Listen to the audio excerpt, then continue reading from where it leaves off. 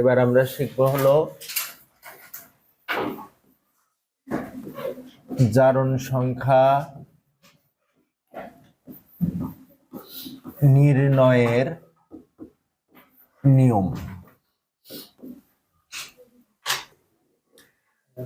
আচ্ছা দেখো, জারণ সংখ্যা নির্ণয়ের নিয়মে আমরা আগে একটা ছক তৈরি করে নেই।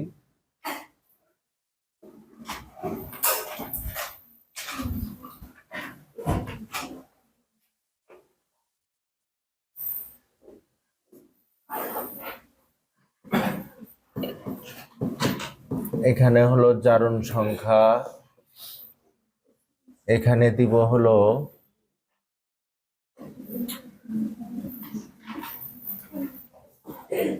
উদাহরণ,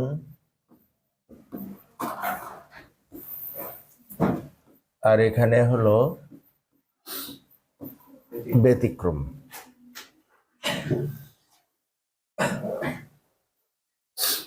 তাহলে কয়টা কলাম করবা? 4টা কলাম করো।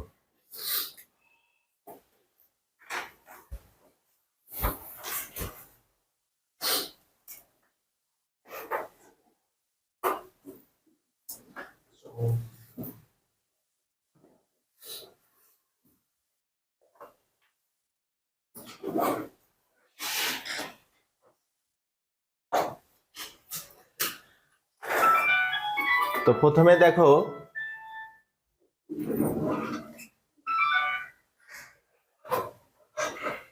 মুক্ত পরমাণু, মুক্ত পরমাণু,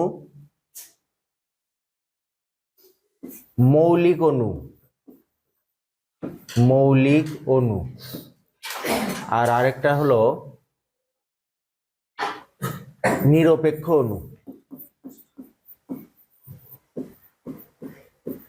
তাহলে 3 টাইপ বললাম। মুক্ত পরমাণু মানে যারা যৌগ গঠন করে নাই, মুক্ত পরমাণু, মৌলিক অণু, নিরপেক্ষ অণু, এদের সবার জারণ সংখ্যা 0।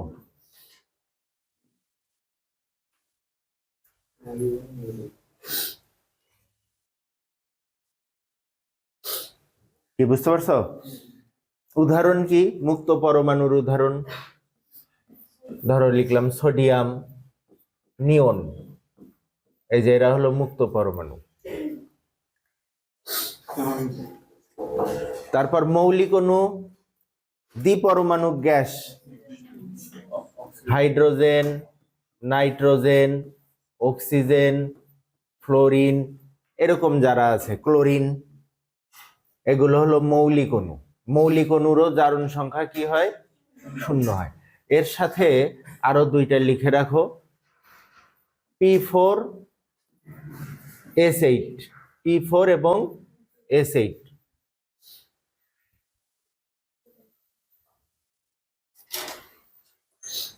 P4S8 লিখছো? তারপর নিরপেক্ষ অণু, পানি, অ্যামোনিয়া, কার্বন মনোক্সাইড।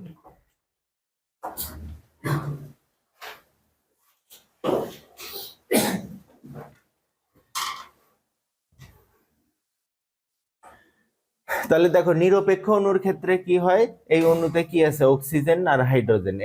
এখানে যতগুলো অক্সিজেন আর হাইড্রোজেন আছে সবগুলোর জারণ সংখ্যার যোগফল আসবে 0।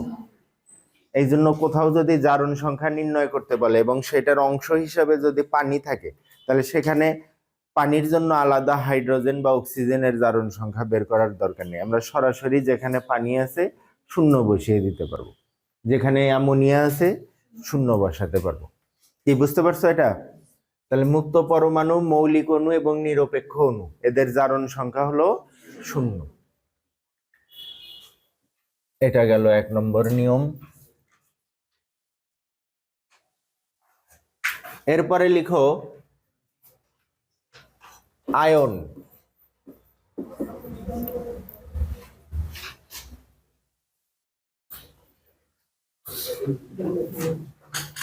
আয়নের জারণ সংখ্যা তার চার্জের সমান।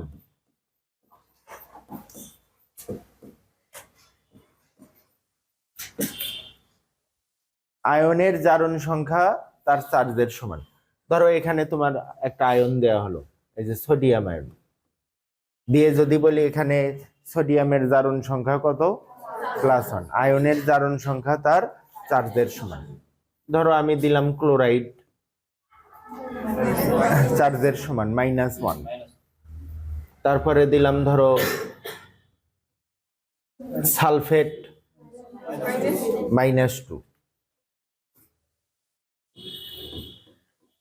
CN -1, সায়ানাইড, ঠিক আছে, এর নাম কি সায়ানাইড। তারপরে ধরো দিলাম ClO-, এর নাম জানো, এই আয়নটার নাম হলো হাইপোক্লোরাইট। যারা জানো না লিখে রাখো, হাইপোক্লোরাইট।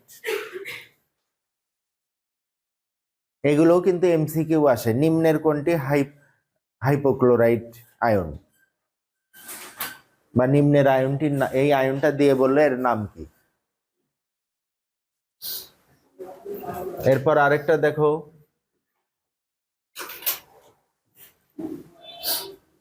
NO+, এটার নাম হলো নাইট্রোসোনিয়াম। এই যে আমি এখানে পাশে নাম লিখছি,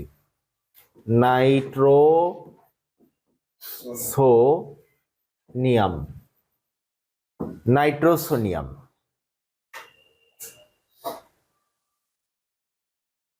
তারপর যদি এমন থাকে, এগুলো তো বলতেই পারবা নাকি, অ্যামোনিয়াম, তাহলে এর জারণ সংখ্যা আমি টোটাল কি লিখতে পারবো, +1। +1 কিভাবে আসে, এখানে একটা নাইট্রোজেন আছে, 4টা হাইড্রোজেন আছে, এদের ইন্ডিভিজুয়াল যে জারণ সংখ্যা আছে সেগুলো যদি প্রত্যেকের জারণ সংখ্যাকে আমরা যোগ করলে সেই যোগফলটা পাবো হলো +1। কি বুঝতে পারছো? এরপরে লিখো, এর কোনো ব্যতিক্রম নাই। এরপরে লিখো ক্ষার ধাতু।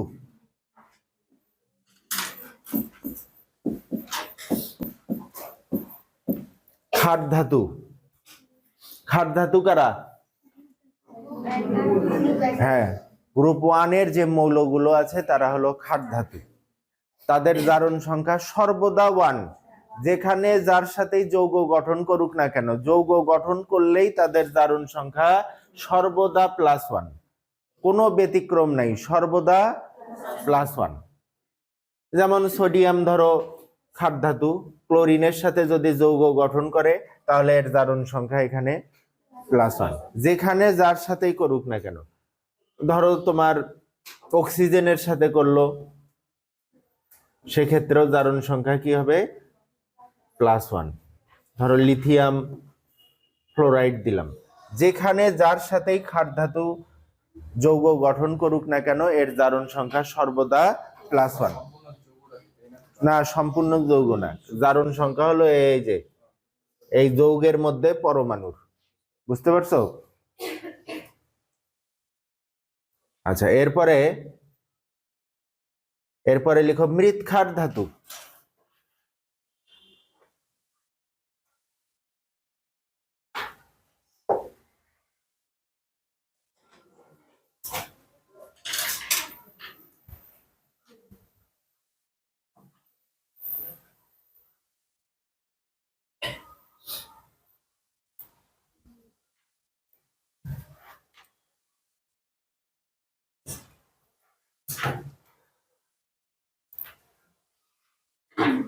এরপরে কি বললাম, মৃৎক্ষার ধাতু।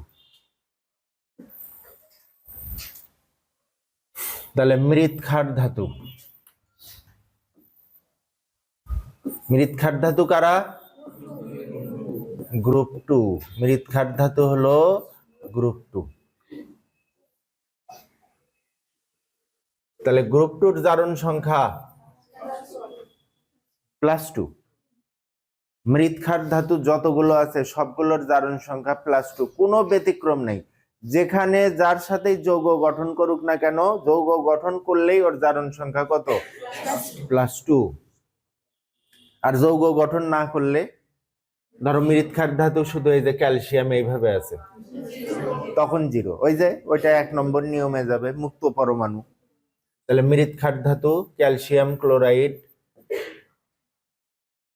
তারপরে ধরো ম্যাগনেসিয়াম অক্সাইড, মৃৎক্ষার ধাতুতে জারণ, এদের জারণ সংখ্যা হবে +2, যৌগ গঠন করলে +2।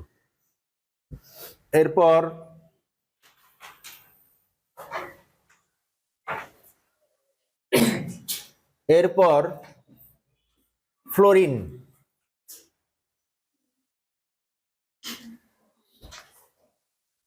ফ্লোরিন যদি যৌগ গঠন করে কারোর সাথে, নিজের সাথে করলে হবে না, কিন্তু অন্য কারোর সাথে যদি করে, ধরো নিজের সাথে করলো, এই যে F2, এখানে কি, এখানে 0, নিজ বাদ দিয়ে যদি অন্য কারোর সাথে ফ্লোরিন যৌগ গঠন করে, তখন এর জারণ সংখ্যা -1, সর্বদা -1, কোনো ব্যতিক্রম নেই, সর্বদা -1। যেমন HF, NF, যেখানে যার সাথে যৌগ গঠন করুক না কেন, এর জারণ সংখ্যা হবে -1। এরপরে লিখো হাইড্রোজেন।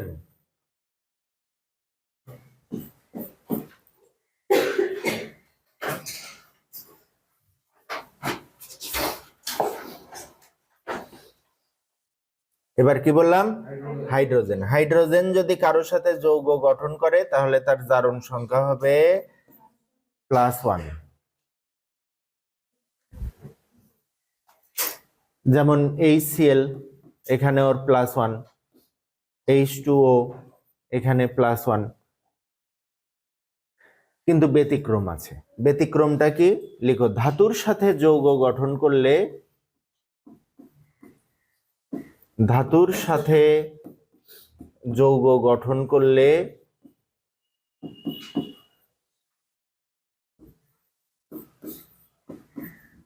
ধাতুর সাথে যৌগ গঠন করলে জারণ সংখ্যা হয় -1।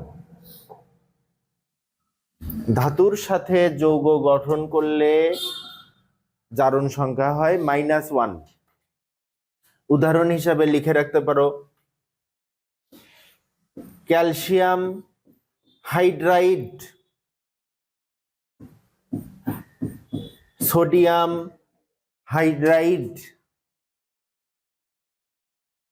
কি এখানে এইচ কে পড়বা, কি অ্যানায়ন হিসাবে থাকবে হাইড্রোজেন, এখানে হাইড্রোজেনের জারণ সংখ্যা -1। এই যে হাইড্রোজেন এখানে আছে এইভাবে, এই আয়নটার নাম হলো হাইড্রাইড, লাস্টে ক্যালসিয়াম হাইড্রাইড, সোডিয়াম হাইড্রাইড।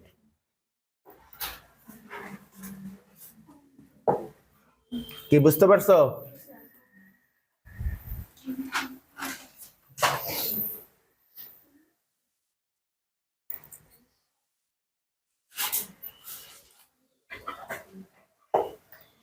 এবার আমরা লাস্ট দেখব হলো অক্সিজেন। অক্সিজেনের জারণ সংখ্যা -2, যেমন H2O, তারপরে লিখতে পারি Na2O।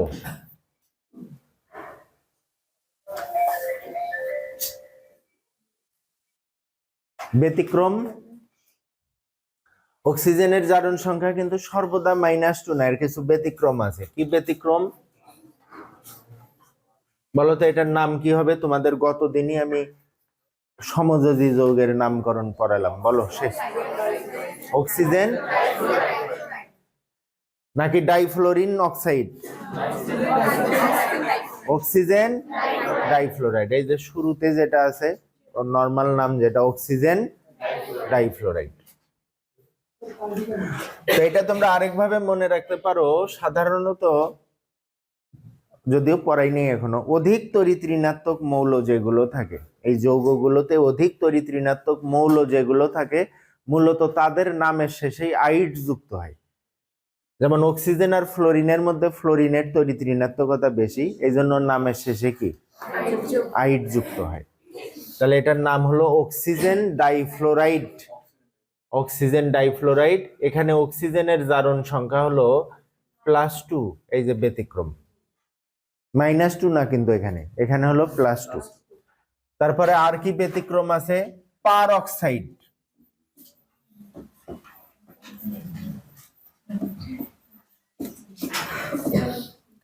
পার অক্সাইডে অক্সিজেনের জারণ সংখ্যা হয় -1। উদাহরণ H2O2, Na2O2, Na2O2।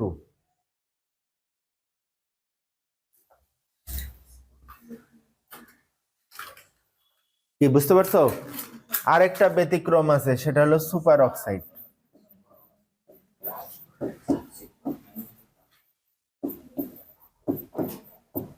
সুপার অক্সাইডে অক্সিজেনের জারণ সংখ্যা -12। উদাহরণ লিখে রাখো KO2, পটাশিয়াম সুপার অক্সাইড। তো এগুলো তোমাদের এমসিকিউ আসে, সুপার অক্সাইডে অক্সিজেনের জারণ সংখ্যা কত? -12। তো তোমরা কিন্তু জারণ সংখ্যা নির্ণয়ের নিয়ম এর আগেও পড়ছো, কিন্তু আমি যদি শুরুতেই এসে দিতাম জারণ সংখ্যা নির্ণয় করো, অনেকেই পারত না। তো কেন পারো না? না পারার কারণ হলো যে এই যে নিয়মগুলো আছে, এই যে ছকের মধ্যে আমি যেগুলো শুরুতে বলে দিলাম। প্রথমে কি বললাম? মুক্ত পরমাণু, মৌলিক অণু, নিরপেক্ষ অণু, এদের জারণ সংখ্যা 0। তারপরে বললাম কি, আয়নের জারণ সংখ্যা তার চার্জের সমান। খাদ ধাতুর সর্বদা +1, মৃৎ খাদ ধাতুর সর্বদা +2, ফ্লোরিনের সর্বদা -1। হ্যাঁ, হাইড্রোজেনের +1, কিছু ব্যতিক্রম আছে, ওগুলো মাঝে মধ্যে আসে ব্যতিক্রম। আর অক্সিজেনের ম্যাক্সিমাম যৌগেই -2। এই যে নিয়মগুলো বললাম, এগুলো তোমরা মুখস্থ রাখো না, মাথায় রাখো না, এই জন্য জারণ সংখ্যা নির্ণয় করতে পারো না। কথা বুঝতে পারছো?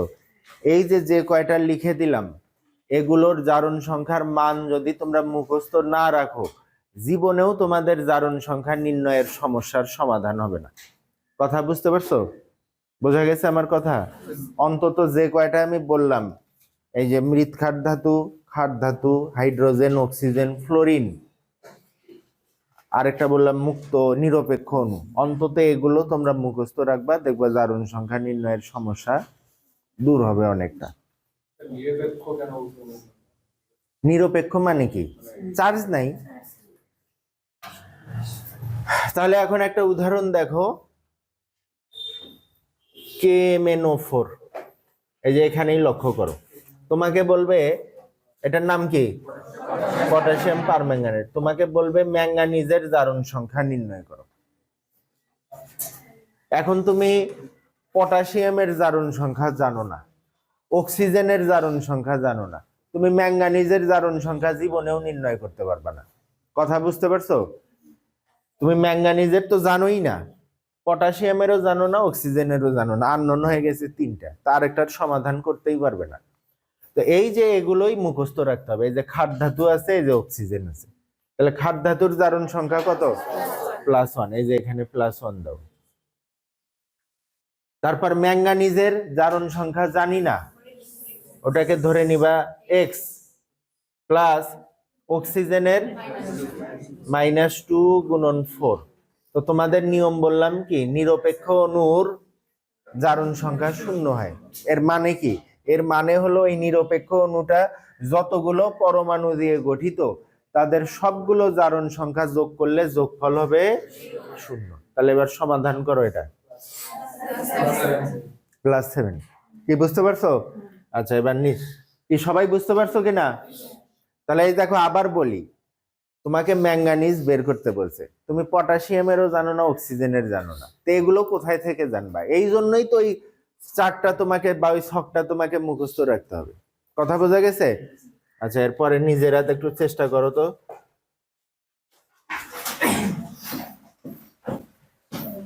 K2Cr2O7, এখানে ক্রোমিয়ামের বের করবা,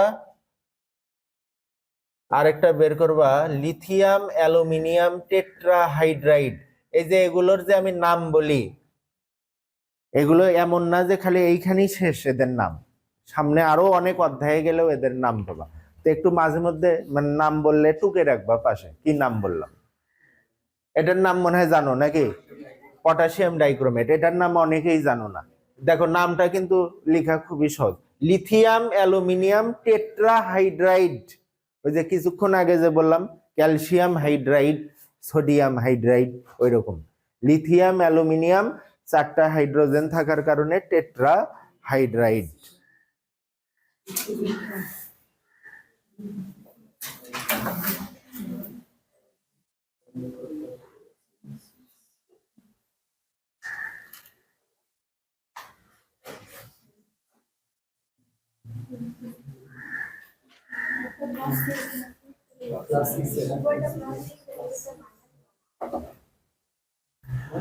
+6 - 1।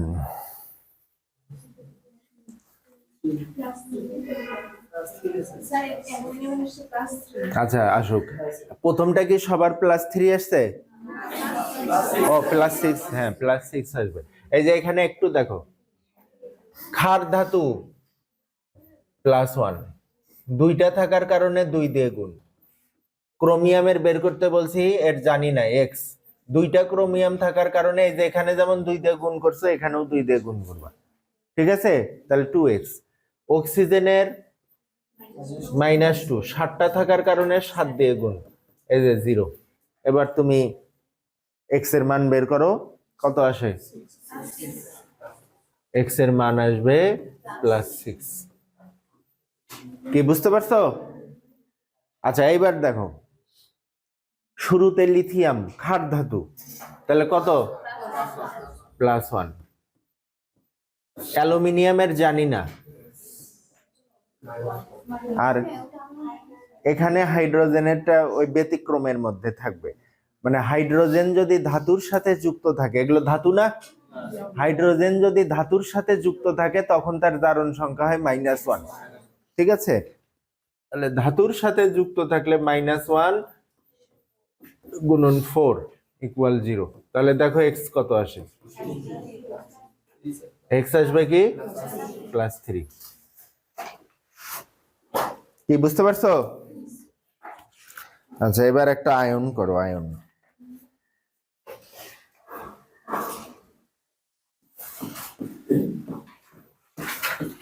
FeCN6, FeCN6, এখানে চার্জ দেয়া আছে 4-।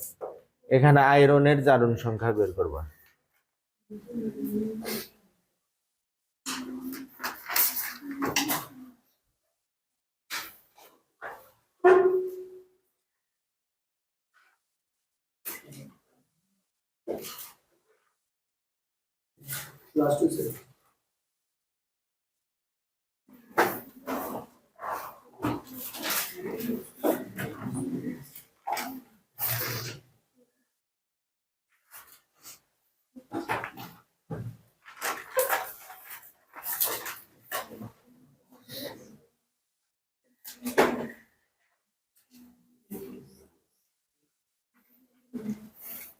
দেখো আমি আয়নের যে উদাহরণগুলো দিলাম ওগুলো দিয়েই মানে জারণ সংখ্যা নির্ণয়ের যে যৌগগুলো তোমাদের দেওয়া হয় সেগুলোতে দেখবা ঘুরে ফিরে ওই আয়নগুলোই থাকবে। ওই সায়ানাইড থাকবে, অথবা হাইপোক্লোরাইড থাকবে, নাইট্রোসোনিয়াম থাকবে। তাহলে সায়ানাইড কি একটা আয়ন না? CN-। তাহলে আয়রনের জারণ সংখ্যা বের করতে হবে x। সায়ানাইড CN-, তাহলে এর জারণ সংখ্যা কত? ওটা একটা আয়ন, আয়নের জারণ সংখ্যা তার চার্জের সমান। তাহলে তুমি এখানে -1 গুণন 6 বসাবা, ইকুয়াল, এবার কি 0 হবে? 0 না, এই পুরোটাও আবার একটা আয়ন। তাহলে এখানে আয়নের ক্ষেত্রে কি হয়, সবগুলো পরমাণুর জারণ সংখ্যা যোগ করলে ওই চার্জের সমান হবে। তাহলে এখানে দিলাম -4, তাহলে x সমান কত আসে? x সমান +2। কি বুঝতে পারছো কি? আচ্ছা এবার আরেকটা করো।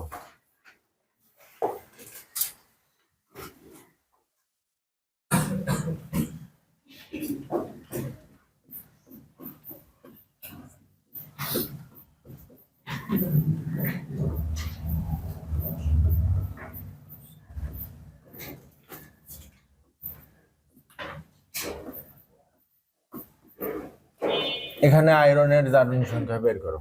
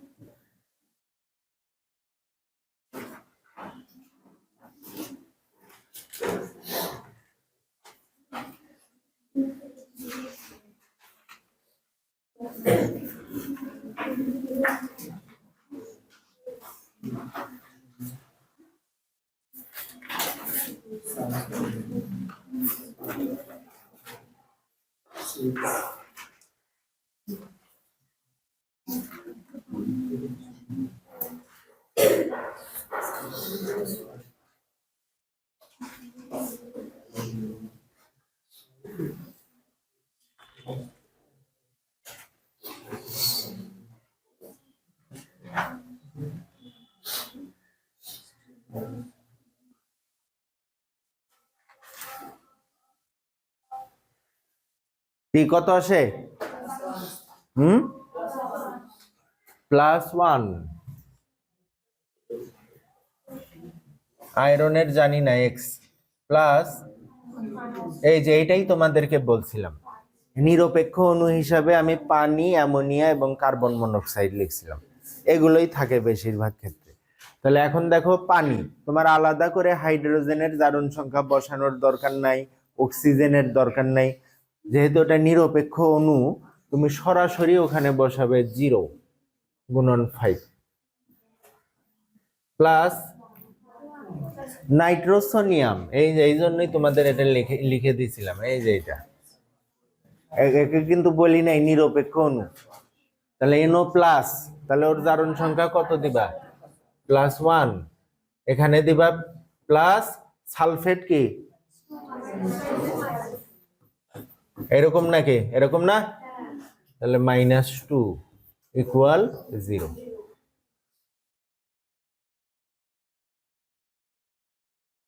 কি বুঝতে পারছো? এবার একটা দেখো, এটা এইচএসসি পরীক্ষায় আসছিল, ক্রোমিয়াম H2O4 Cl2 Br, এখানে ক্রোমিয়ামের জারণ সংখ্যা বের করতে বলছে, করো দেখি।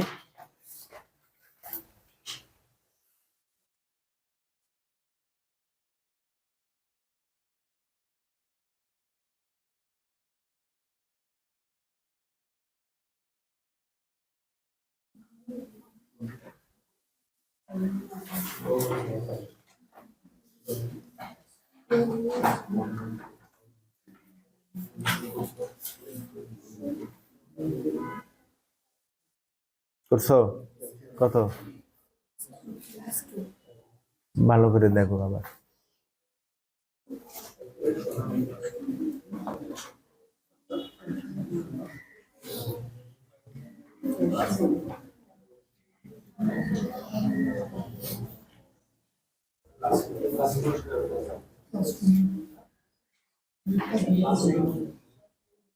কি কত আসছে? হ্যাঁ, কি 0 কেন?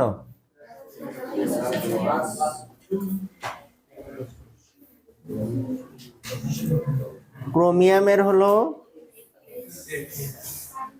এটাই তো বের করবো এক্স, পানির তো একবারেই 0 দিলাম, আর 4 গুণন দেখানোর দরকার নেই। এখানে কি বসিয়েছো? হ্যাঁ, এখানে 0 বসিয়েছো কে কে?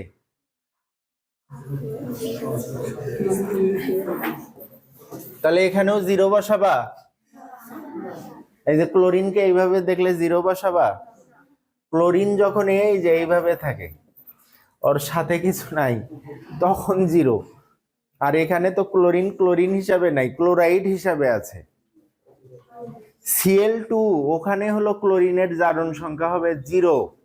আর অন্য যখন যৌগ গঠন করবে, ক্লোরিন যখন যৌগ গঠন করবে, তখন তো আর ওই রকম ক্লোরিন না, সে তখন হলো ক্লোরাইড।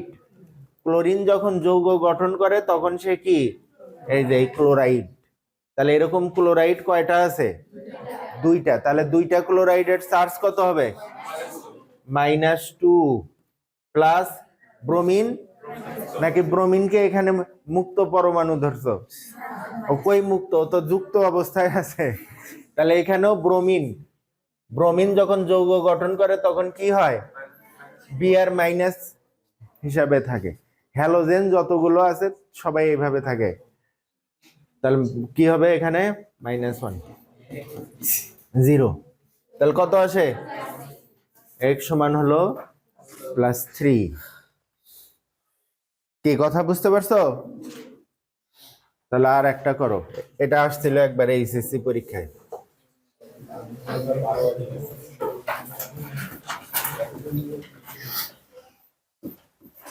এই যে এখানে নিকেলের জারণ সংখ্যা বের করবা।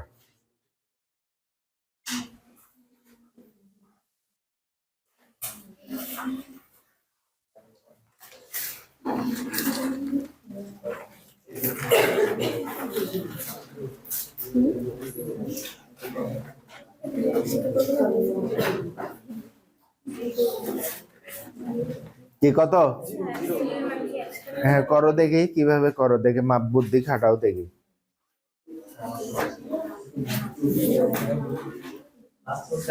আর সিও চিনছো কিনা সেটা আগে বলো। সিও চিনছো কি এটা?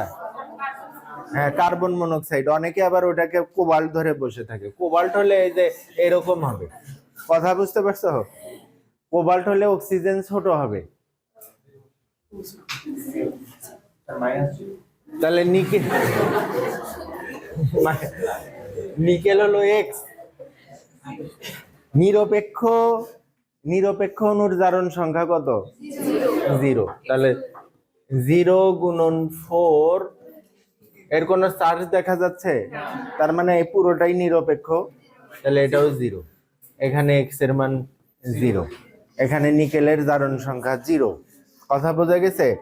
জারণ সংখ্যা 0 পজিটিভ নেগেটিভ ভগ্নাংশ যে কোনো কিছু হতে পারে, ঠিক আছে? 0 হতে পারে। কথা বুঝতে পারছো এটা?